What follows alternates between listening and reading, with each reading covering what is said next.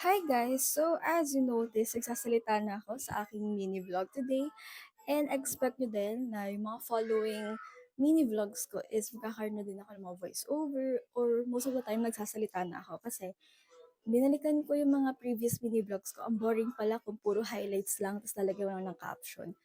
So ngayon yung start ng mini vlog, magsasalita na ako. And for today's ganap is ipapacheck up namin yung baby namin na si Shami dahil yesterday may ubot sipon na siya. Tapos kaninang madaling araw, mas naging worse, hindi siya makatulog. So lahat kami walang tulog kasi hindi siya makahinga, hindi niya mahanap yung pwesto niya. That's because barado na yata yung ilong niya or sobrang sama na talaga ng pakiramdam niya. Kaya kahit inebulize ko siya or isalinize ko siya, walang effect. So buti na lang, may schedule ngayon yung doctor niya. So dadali namin siya today. So let's go! Matamlay ang baby. The very glassy eyes.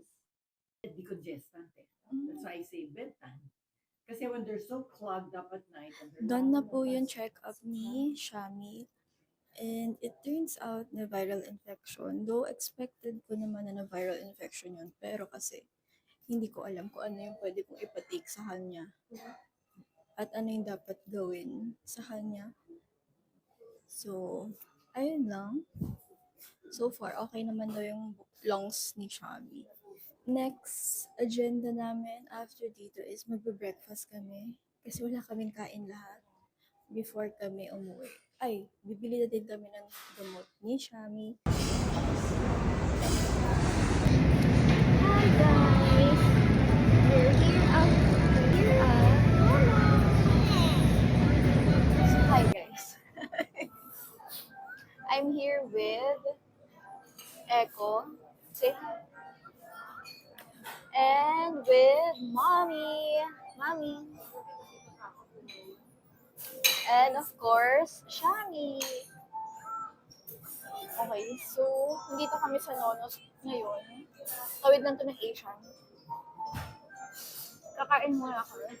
Okay, so in-order ko is baked spaghetti ng Nonos. It comes with bread.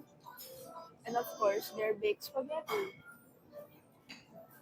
So, ito try na natin ngayon yung kanilang baked spaghetti.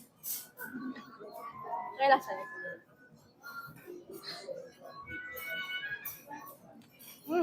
Lasang spaghetti. Kaya hindi ako pwede maging food vlogger eh. Hindi ko alam paano yung express eh. Pero masarap. Okay, for my drinks, it's ripe mango shake.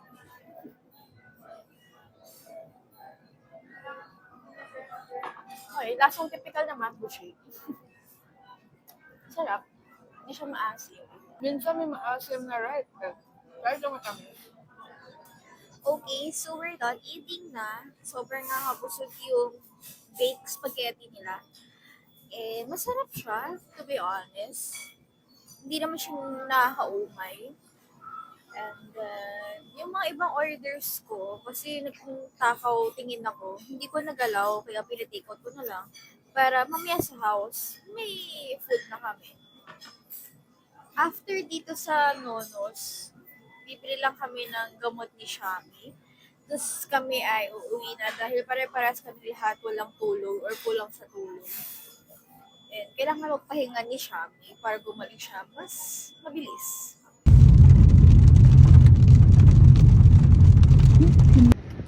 Okay guys, so dito na kami sa bahay. Bababa na kami sa sakyan. Lakas ng ulan. Suot ni Shami yung hoodie ko dahil nagsuka siya kanina. Siya pa pa. Hey, I'm alive! Oh. So, kakagising lang namin tatlo. And pag uwi kasi namin, sobrang bagsak talaga kami agad dahil sobrang antok, pagod, and syempre si Shami masama yung pakiramdam. And buti na lang mga nakabawi-bawi kami ng pahinga. Ngayon ay okay-okay naman kami. And si Shami is nagpapakita naman siya ng signs na medyo umiigi-igi naman yung pakiramdam niya. Though, inuubo pa rin siya and sipon. Tapos, ano pa ba? Ayun, explain ko lang yung clip bago 'tong clip na 'to, sabi ko 'di ba suot niya yung hoodie ko. Yes, suot niya kasi nag-vomit siya dun sa restaurant kanina. Tapos wala siyang extra damit, so yun yung pinasuot namin sa kanya yung hoodie ko kasi may panloob naman ako, eh. Eh, di ayun, kaya mukha siyang hip-hopper kanina. Pero ang laking help dahil naging comfy yung pakiramdam niya kasi simula nung suot niya yung hoodie ko, simula sumakay kami ng car hanggang pauwi, hanggang bago ko siya gumising yun yung suot-suot niya. Kaya ngayon ko lang siya napalitan ng damit. Okay, so ang dami ko ng chika, ako'y kakain na and magpapakananay na ulit ako.